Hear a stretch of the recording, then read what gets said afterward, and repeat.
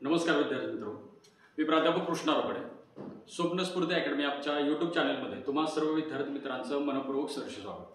विद्यार्थी मित्रांनो, गेले दिवस आपण पाहतोय की शिक्षक अभियोग्यता परीक्षा झाल्यानंतर त्याच्या अनुषंगानं महाराष्ट्र राज्य परीक्षा परिषदेने जी परीक्षा घेतली त्या टेटच्या परीक्षेमध्ये बऱ्याच विद्यार्थ्यांना समान गुण मिळालेले.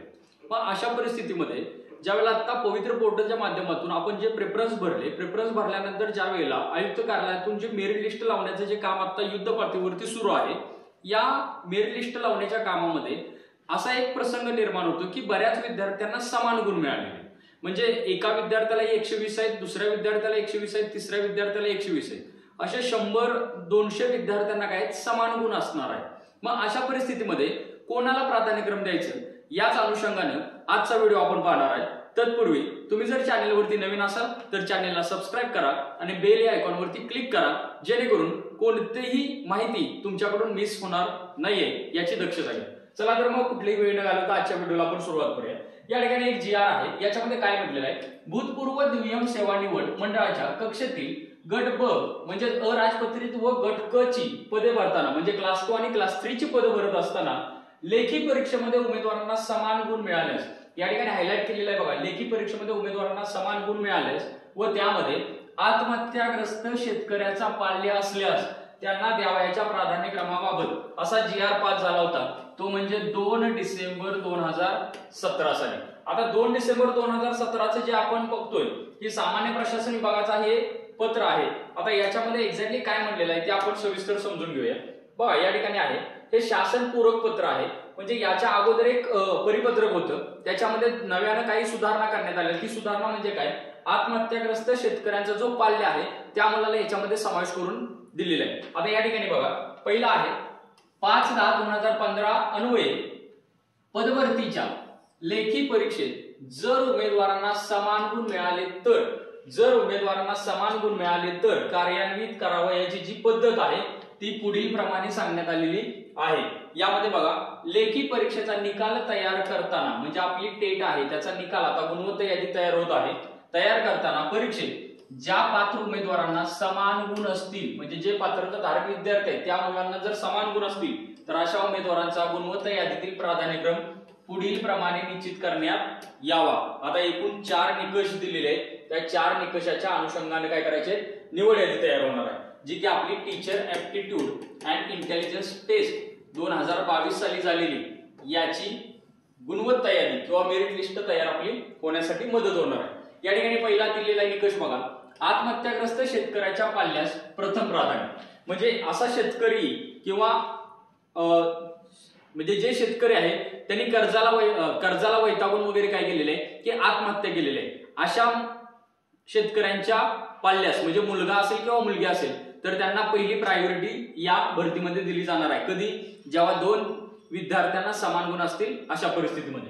समजा दुसरा निकष आहे, समान गुण प्राप्त उमेदवारांमध्ये जर आत्महत्याग्रस्त शेतकऱ्याचा पाल्य नसेल म्हणजे अशा परिस्थितीमध्ये पहिला निकष जर कंप्लीटच होत नाही म्हणजे असा एकही विद्यार्थी समान गुणामध्ये आत्महत्याग्रस्त शेतकऱ्याचा पाल्य नाही किंवा जरी असेल अथवा म्हटलेलं आहे या ठिकाणी, अथवा वरील अनुक्रमांक 1 नुसार एकापेक्षा अधिक उमेदवार समान गुण म्हणजे एक तर अशी कंडिशन आहे की आत्महत्याग्रस्त शेतकऱ्याचा पाल्यच उपस्थित नाहीये किंवा एकापेक्षाही जास्त 2, 3, 4, 10 काही 100 असे विद्यार्थी आहेत की ज्यांच्या आई किंवा वडिलांनी आत्महत्या केलेली आहे आणि ते शेतकरी होते. मग ज्या वेळेला असे अनेक विद्यार्थी सापडतील त्यावेळेला मात्र दुसरा निकष लागेल, वयानं ज्येष्ठ असणार आहे.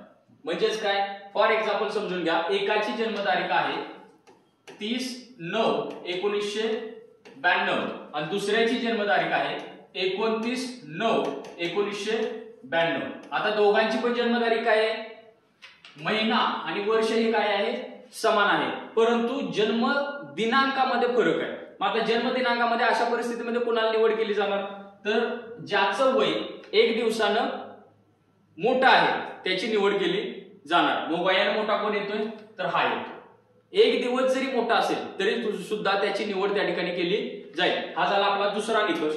आता तिसरा निकष या ठिकाणी काय सांगितलेला आहे बघा, तिसरा, वरील अनुक्रमांक 1 व 2 या दोन्ही अटीमध्ये ज्या वेळेला विद्यार्थी समान ठरतील म्हणजे आत्महत्याग्रस्त शेतकऱ्याचा पाल्य पण आहे दोघांची जन्मतारीख पण समान आहे, मग अशा परिस्थितीमध्ये काय केलं जाईल, ज्या पदासाठी अर्ज करतोय त्या पदापेक्षा हायर एज्युकेशन ज्याचं आहे, म्हणजेच काय, अर्ज सादर करण्याच्या अंतिम दिनांकास, म्हणजे समजून घ्या की आपल्याला पवित्र पोर्टलला नोंदणी करताना एक विशिष्ट अशी तारीख दिलेली, त्या तारखेपर्यंत ज्या विद्यार्थ्यानं उच्चतर शैक्षणिक अर्हता, आता उच्चतर शैक्षणिक अर्हता याचा अर्थ समजून घ्या, पदव्युत्तर पदवी म्हणजे पीजी पोस्ट ग्रॅज्युएशन, पदवीधर म्हणजे ग्रॅज्युएशन, उच्च माध्यमिक शालांत परीक्षा म्हणजेच 12वी, आणि 12वी नंतर परत काही माध्यमिक शालांत परीक्षा उत्तीर्ण अशा प्रकारे धारण करणाऱ्या उमेदवारास प्राधान्यक्रम देण्यात येईल. समजून घ्या, जर आत्महत्याग्रस्त शेतकऱ्याचा बाल्य पण आहे आणि दुसरी गोष्ट काय की ज्या दोन उमेदवारांचं वय सुद्धा समान आहे अशा परिस्थितीमध्ये तिसरा निकष आहे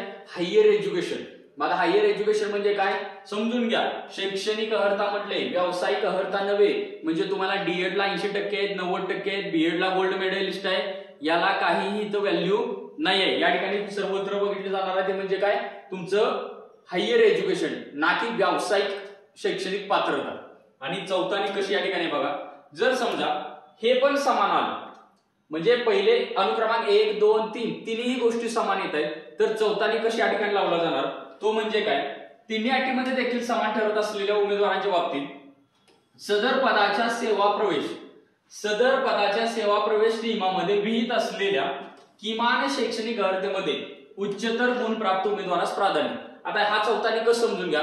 फॉर एक्झाम्पल माझा अर्ज आहे 1ली ते 5वी साठी, मग 1 ते 5 साठी मला एज्युकेशन काय पाहिजे, HSC म्हणजे हायर एज्युकेशन काय पाहिजे, 12वी पाहिजे. मग 12वी मध्ये जर मला इथं मात्र एका उमेदवाराला 70% आणि दुसऱ्या उमेदवाराला 69%, तर अशा परिस्थितीमध्ये ज्याला 70 गुण आहे त्याची निवड चौथ्या निकषानुसार होणार आहे. म्हणजे ज्या स्तरासाठी समजून घ्या सदर पदाच्या सेवा प्रवेश, सदर पद म्हणजे काय, 1 ते 5 ला असेल तर 12वीचा विचार केला जाणार, 6 ते 8 ला असेल तर तुमचं ग्रॅज्युएशनचा विचार केला जाणार, 9 ते 10 ला पण ग्रॅज्युएशनचा विचार केला जाणार, आणि 11 ते 12 ला जर तुम्ही अर्ज करत असाल तर पोस्ट ग्रॅज्युएशनचा या ठिकाणी विचार केला जाणार आहे. पुन्हा एकदा रिव्हिजन मी करतो एका मिनिटामध्ये.